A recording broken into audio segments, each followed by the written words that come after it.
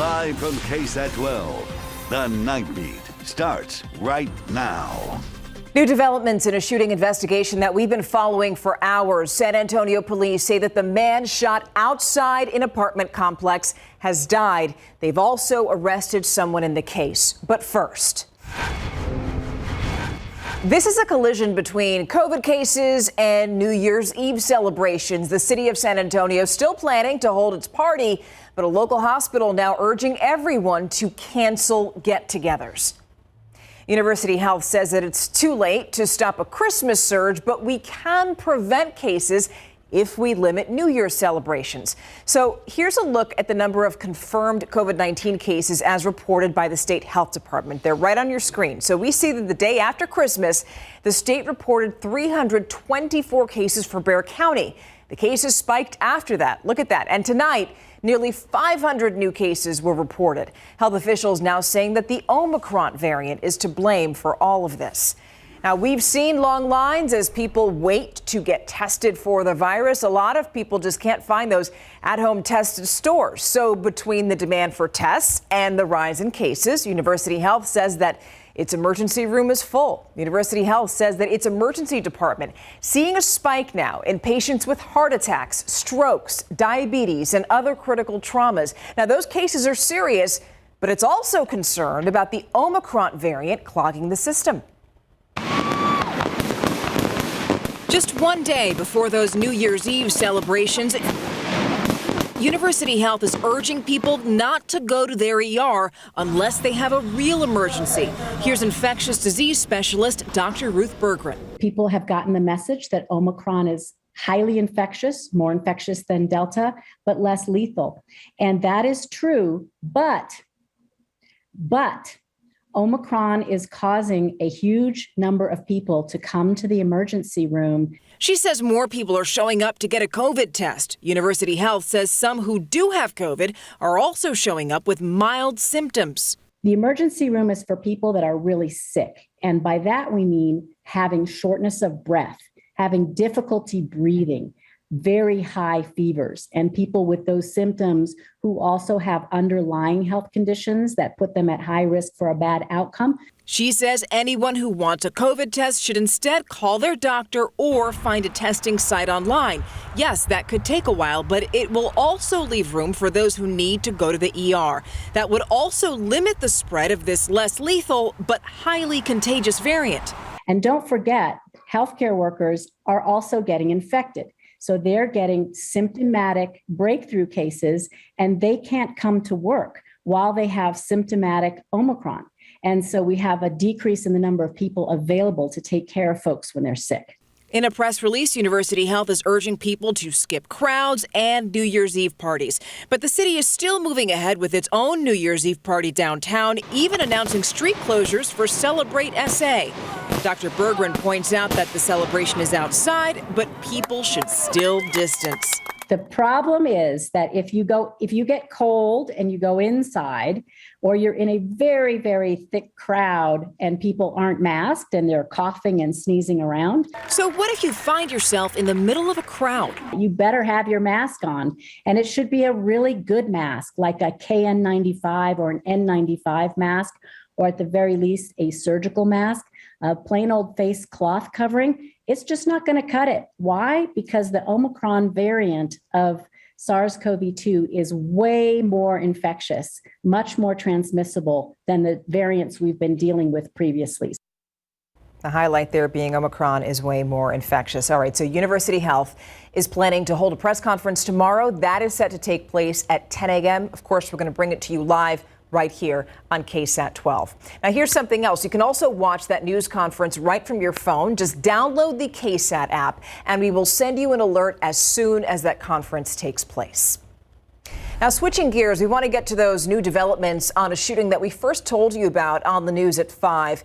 Police found a shooting victim just outside of an apartment complex on Wurzbach near the medical center this afternoon. And now investigators are saying that the man there, the victim, has died. The night team's John Paul Barajas is live at public safety headquarters right now, where he's also hearing that police arrested someone in this case. John Paul? Stephanie, well, there's still a lot of questions to be answered, like why this all started or if the two men knew each other. But we do know the victim was a 28-year-old man, and the suspect was walked right in front of our cameras to the back of a police unit. This is all he had to say. I love my family. Everybody who's watching, I love you.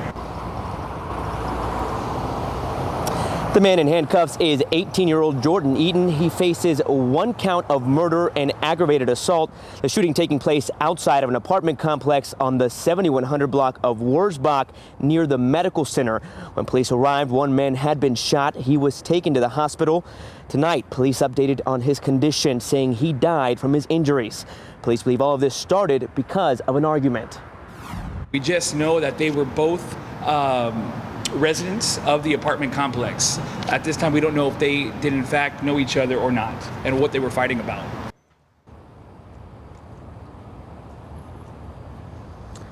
We also want to mention that Eaton was on the loose for about 6-7 hours. He was not at the scene of the crime when police got there, but then he later turned himself in. We'll continue checking up on this story and bring you the latest.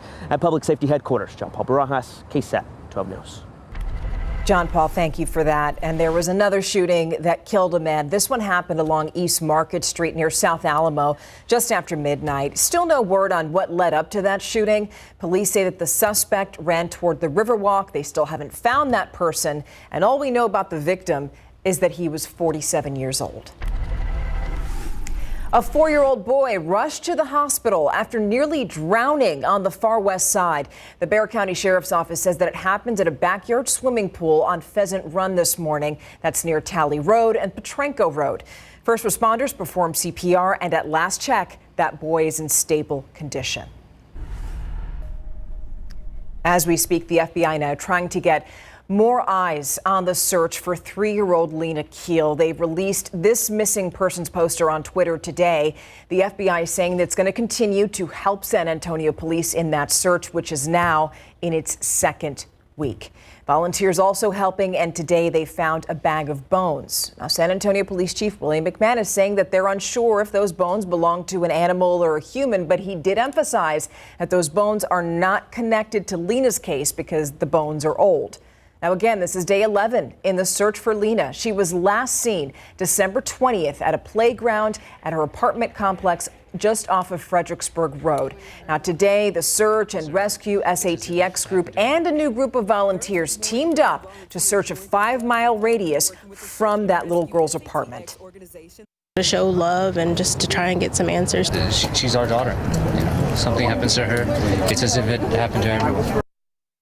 Obviously, the community taking this very personally. Now, local advertising business, the Creative Mango, has also stepped in to help. They're handing out 15 more posters with Lena's picture. So anybody who wants one can just go and pick one up. The address is 11911 Crosswinds Way, Unit 306, and that's on the northeast side. We have some big changes headed our way. It's not going to happen over the next 24 hours, but over the weekend, yes, get ready for a change. So no issues around New Year's Eve, ringing into the new year, upper 60s, warmer than average, a little humid. Record challenging warmth the next 2 afternoons. So Friday, Saturday, near record highs, and then a 50-degree temperature drop within about 12 to 14 hours. Get ready for this. I'm going to tell you more about it and what it means temperature-wise coming right up. Now, still ahead on the Nightbeat, San Antonio Symphony fighting back in silence. What they want the Alamo City to hear coming up. Also, a sister in San Antonio making a difference. Her efforts to help people in the city, it's part of history that you may not have heard. Also this, a gun seen firing outside of a car window. We showed you this video on the Nightbeat 1 month ago, and tonight, investigators are saying that they have their suspect. That's next on the Nightbeat. This SA Salute holiday greeting is brought to you by the Joe A. Gomez Law Firm. Hi, I'm Carmen, and this is my husband, Joe Gomez. And on behalf of the Joe A. Gomez Law Firm, we want to wish all of our San Antonio and surrounding communities a very Merry Christmas, and a special Merry Christmas to our military families. Merry Christmas.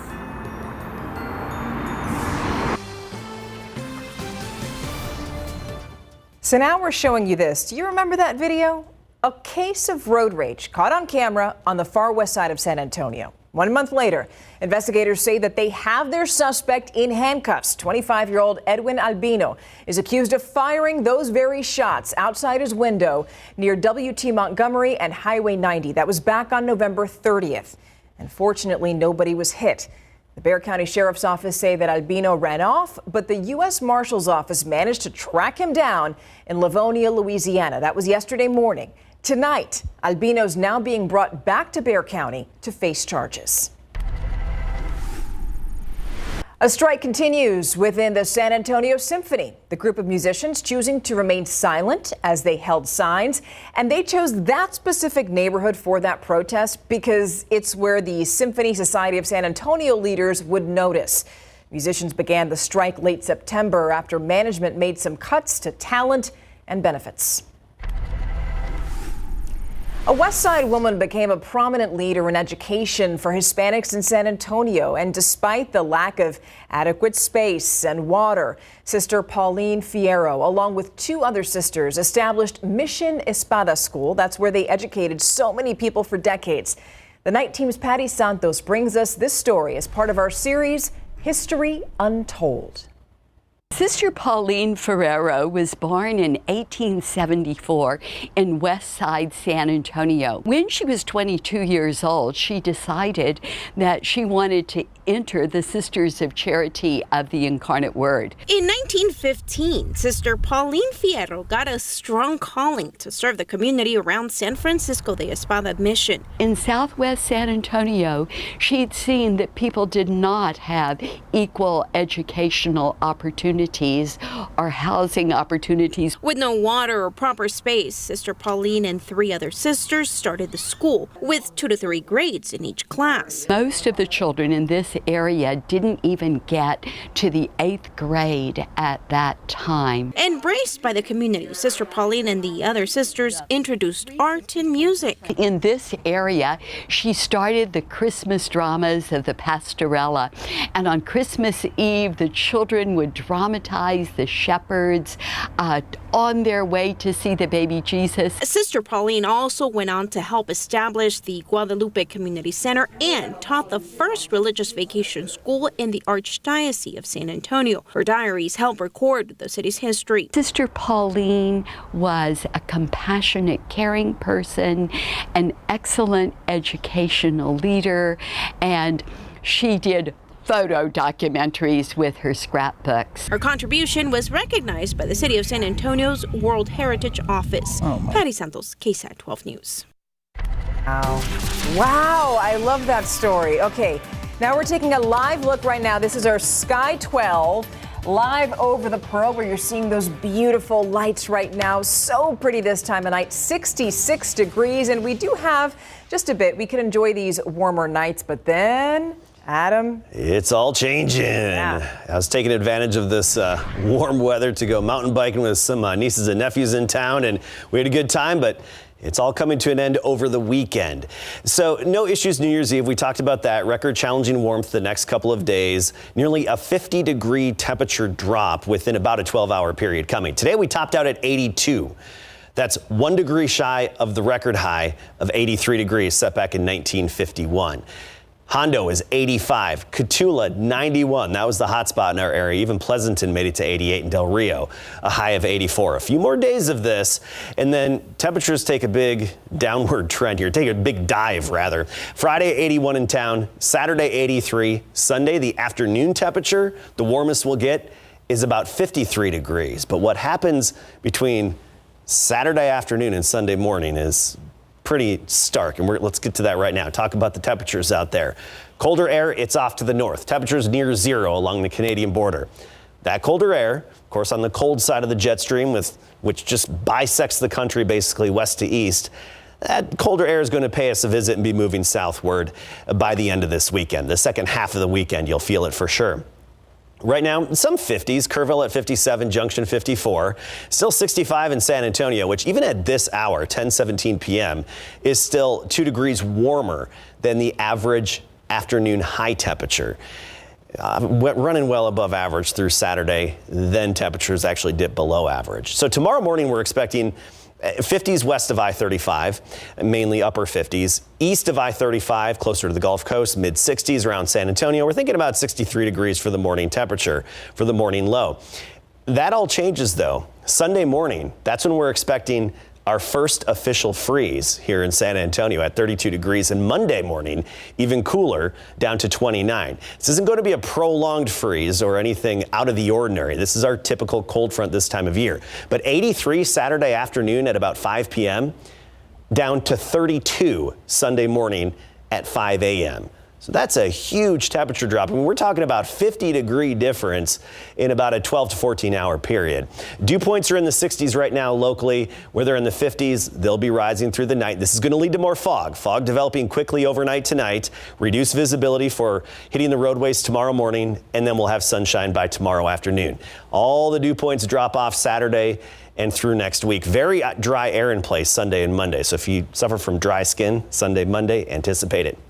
So our area in terms of drought, we need moisture, obviously, especially south of San Antonio, Dimmitt, LaSalle, McMullen counties, even Frio County. In drought, parts of the hill country as well, Rock Springs included. As for the state, 67% of Texas in drought right now. That's the newest drought monitor. And there is some moisture off to the west. This is the next upper level system that's hitting us. It's near Los Angeles. Some moisture spreading into the desert southwest, higher elevation, snow in New Mexico even. That's going to be part of the overall system that throws a cold front through our area Saturday night. The moisture, however, the rain, as you see here, denoted by the Futurecast, and I think denoted pretty accurately, stays to the north of us. At least some folks in North Texas will get some much needed moisture. So tomorrow, your New Year's Eve, fog, damp, drizzly, a little misty at times in the morning. Up by the noon hour, we'll start to clear out a bit, and then sunny into the afternoon. 63 in the morning. 81 the afternoon high temperature, but even warmer south of town. We could be 90 again. Cotulla, Pleasanton, upper 80s. Yeah, you'll have similar temperatures the next couple of days. Saturday, 83. It's a lot of sunshine, lower humidity, and then Sunday morning, we're down to near freezing. Sunday afternoon, only in the low 50s, and then we do rebound pretty quickly as we get into next week. By Tuesday, back in the 60s. But you know what? Doesn't matter what's happening outside because the Spurs, they're going to be on the road starting tomorrow for 7 games. 7 games. Watching that. Yes, they're going to play one Western Conference team, followed by 6 against the Eastern Conference. Now, coming up tomorrow night, they're going to be down at least one player that we know of, and perhaps 2. Plus, how do the Dallas Cowboys need to attack the Cardinals' defense? Coming up.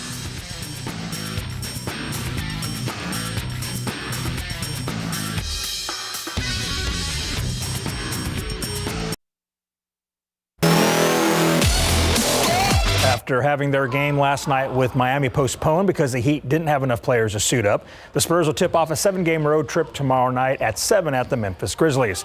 Per the Spurs injury report today, point guard DeJounte Murray remains out due to health and safety protocols, and Lonnie Walker IV is questionable with a right knee contusion. And poor Coyote. Did you see this tweet from the Coyote last night writing, "I really should start reading my emails." He was looking at empty seats because the Spurs game was postponed. That is funny stuff from you, Mr. Coyote. So here's that road trip matchup for you tomorrow night. The 14-19 Spurs at the 22-14 Memphis Grizzlies. After that, the Spurs will face 6 straight teams from the Eastern Conference.